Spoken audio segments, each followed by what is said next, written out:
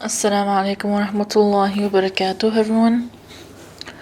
So, for this episode of Quran Reflections, I'm going to be reflecting on Surah At-Tawbah, ayah 108, 109, more so 109, but same thing. So, I'm going to read it in Arabic and then I'm going to read it in English. لا تقم فيه أبدا لمسجد أسس على التقوى من أول يوم أحق أن تقوم فيه رجال يحبون أن يتطهروا والله يحب المطهرين أفمن أسس بنيانه على تقوى من الله ورضوان خير أم من أسس بنيانه على شفا جرف هار فانهار به في نار جهنم والله لا يهدي القوم الظالمين. And then in English, never stand to pray there. A place of worship which was founded upon fear of Allah from the first day is more deserving that you should stand in it to pray. Wherein are men who love to cleanse themselves, and Allah loves those who cleanse themselves. Is he who founded his building upon the fear of Allah and his good pleasure better, or he who founded his building on the brink of a crumbling precipice so that it tumbled with him into the fire of hell? Allah guides not the evil-doing people. So the reason that I love this, is the Quran is very, the words of Allah are very good at both explaining something physical, don't actually go and pray there and pray in somewhere better, and yet at the same time metaphorical. Okay, so maybe, obviously everyone knows, there's a lot of people that know the debate between literal and metaphorical Quran and which should be what is accepted, but this is kind of a reflection, so again, it's not fact. Maybe I'll have to mention this disclaimer every episode, but we will do it. We will, continue now. So I really like this, and one of the reasons I really like this is that it's almost like in Surah Al-Kahf. At the very I feel like and that's maybe another reflection we will come to do, inshallah. But I've personally thought that, and it's true for the whole Quran, that surah is about shirk and idolatry versus ikhlas. I don't want to say loyalty. I'm sure the word is escaping my mind. Dedication. Let's say dedication. And at the very end of the surah on dedication, there is the story of Al-Qarnayn who builds a wall. Now, I guess we're gonna just do a crossover kind of reflection.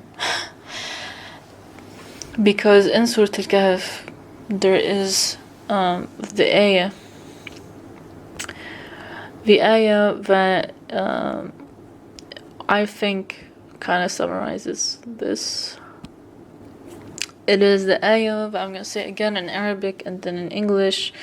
واضرب لهم مثل حياة الدنيا كماء أنزلناه من السماء فاختلط به نبات الأرض فأصبح هشيما تذروه الرياح وكان الله على كل شيء مقتدرا. And picture for them the likeness of this world's life as water which we send down from the sky, then it nourishes the vegetation of the earth, whereafter it turns into stubble which the wind blows away.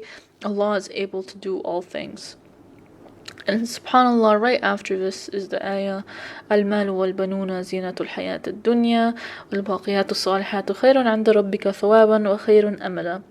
Wealth and children are the adornments of the life of the world, but the good deeds which endure are better esteemed of your Lord for reward and are more abounding in hope. So, again, you can find many things in the Quran like this. Some are absolutely amazing. I mean, all of them are absolutely amazing, but you know what I mean? That some really, really make you think. And I feel that way about the whole Quran, but I'm just gonna say that for the sake of speech. So, what I love about this ayah is that, and this also happens after the story of the men with the garden and the river, and one guy losing that at the end, after the other guy, told him, how could you associate with Allah other things? This is the most paraphrased way I could have ever said that story, but it happens right after. Like, the guy that had supposedly everything, it all faded away, and he couldn't do anything about it. And that is kind of the nature of this world, that's sort of like in this ayah, but I love it because it's like, it's giving a metaphor for life, hayat ad-dunya, the likeness of this world, as water that falls from the sky. Okay. So, as we know in the modern day, we say that water falls from the sky after it gets evaporated into the clouds. Okay, so you have something still like an ocean, you could say, supposedly still.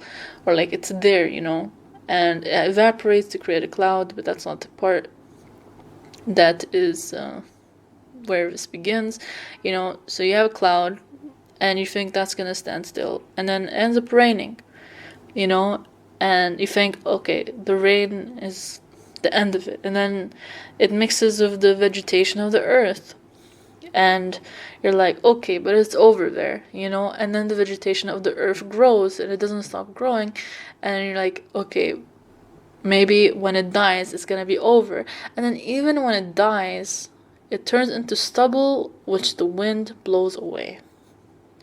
So even after the thing dies, it blows away with the wind.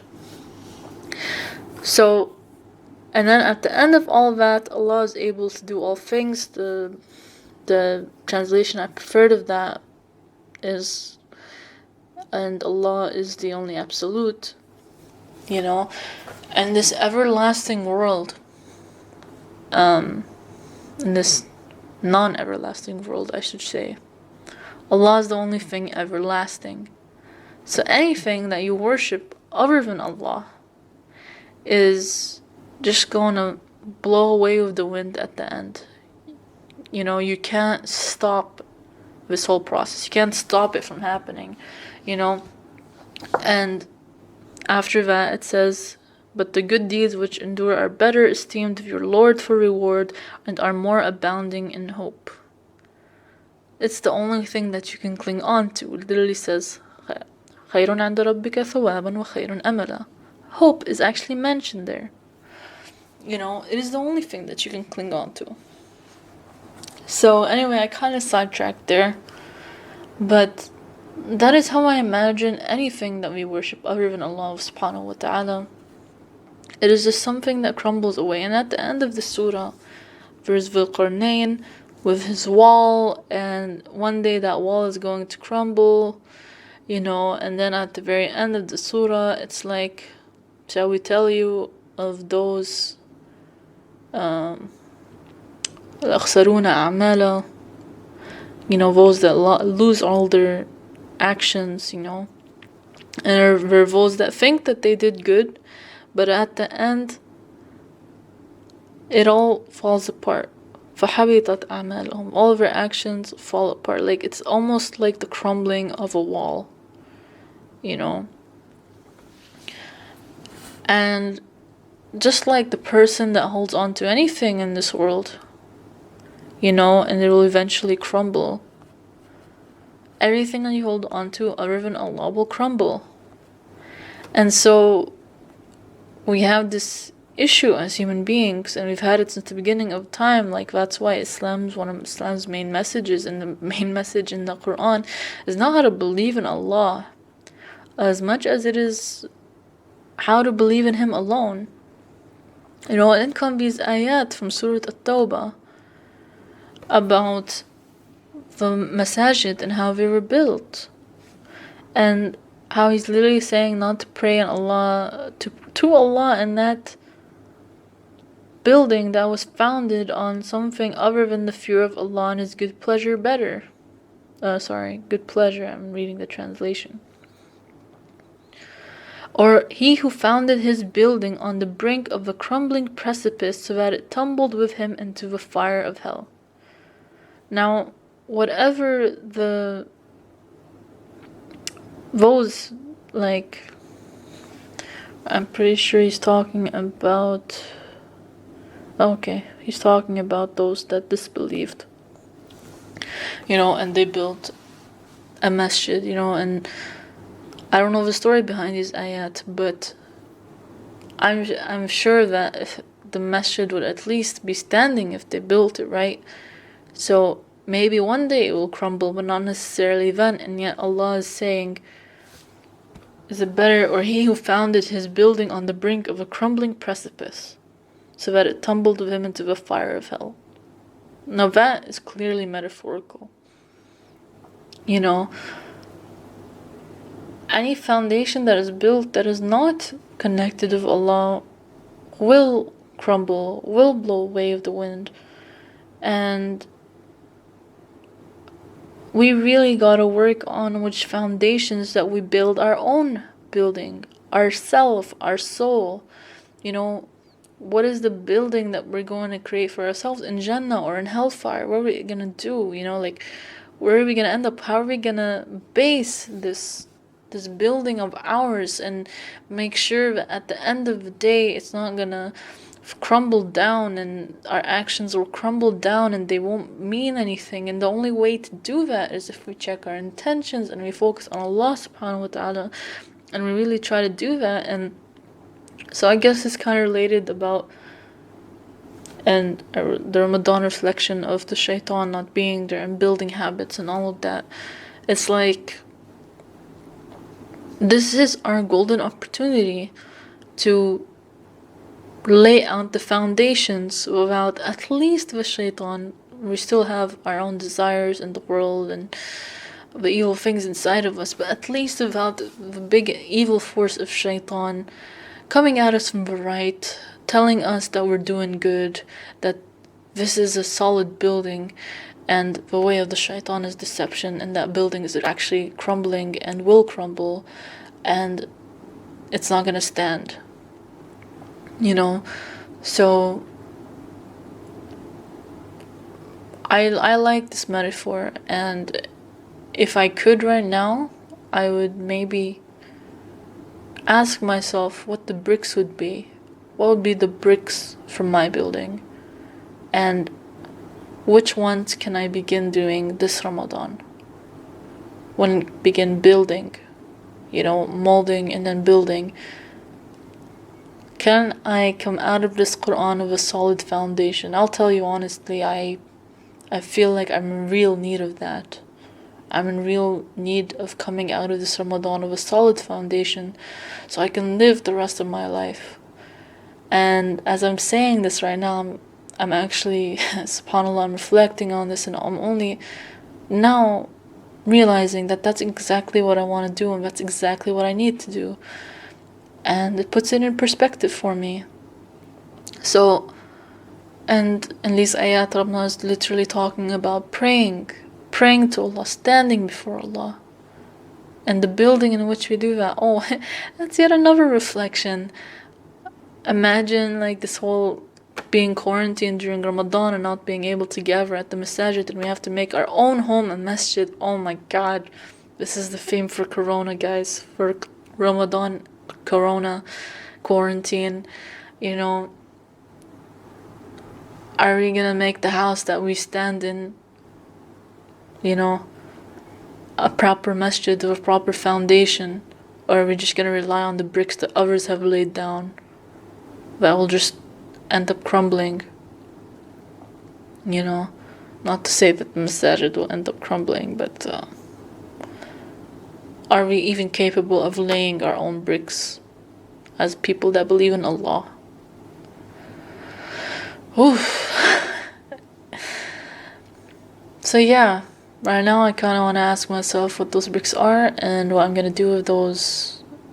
And the first step in a 1,000-mile journey, like, begins the 1,000-mile journey. I just butchered the quote, but yeah, let's do that with our building, inshallah. So thank you for tuning in. May Allah give us the proper foundation and dedicate and tie our hearts to Him, and get our hands a little bit muddy so we can build those bricks. And I don't know if mud is the word I should have used there, but it is what it is. And I'll see you guys later, and assalamu alaikum wa rahmatullahi wa barakatuh.